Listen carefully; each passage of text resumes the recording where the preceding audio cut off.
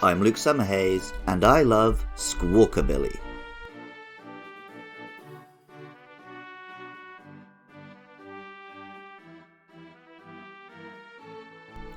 Rockabilly was the style of rock and roll music that swept through young people in America in the 1950s. Leather jackets, big haircuts, guitar riffs and gyrating hips.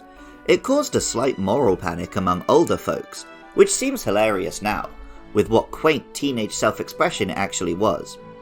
Picture John Travolta in the musical Grease, and you'll have a pretty good idea what Rockabilly is. Rock music has moved on again and again since then, but there are folks who keep that aesthetic alive.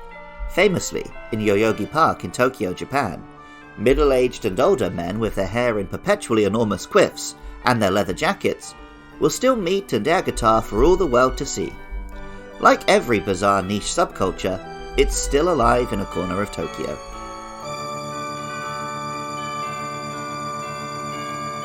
Squawkabilly is a small, parrot-like normal and flying type Pokémon, with a Rockabilly-style haircut on top of its head, found in different colours in different environments throughout Paldea.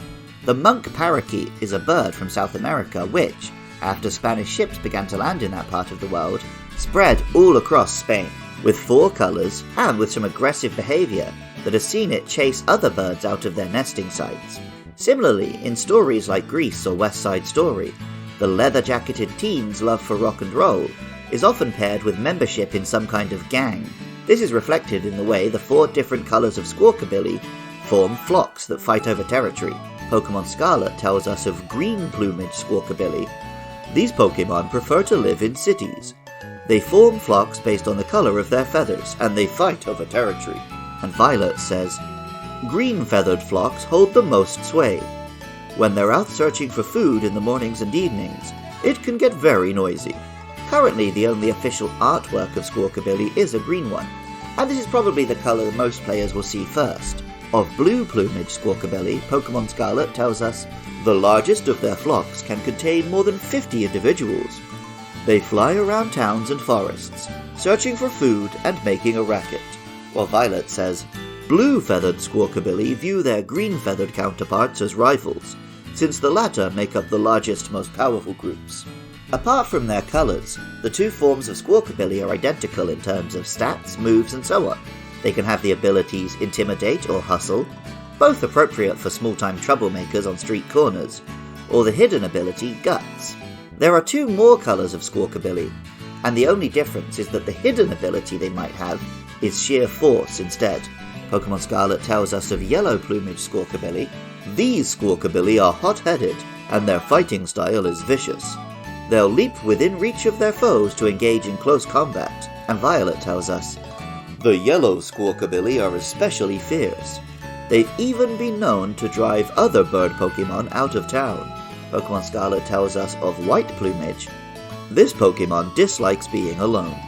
It has a strong sense of community, and survives by cooperating with allies.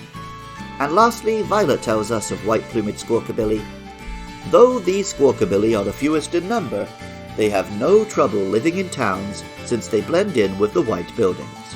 The name, Squawkabilly, obviously just combines squawk, the bird sound, with rockabilly.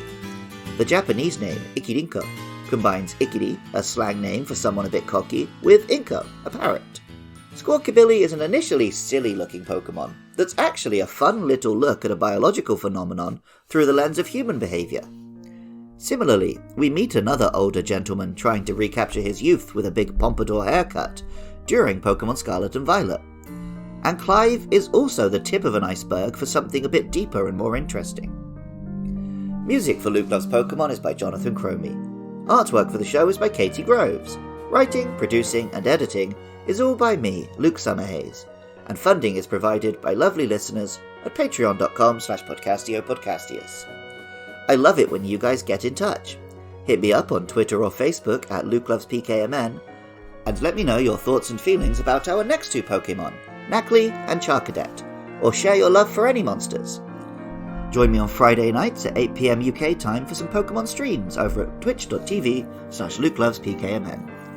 And even if you don't feel like doing any of that, thank you so much just for listening. I love Squawkabilly, and remember, I love you too.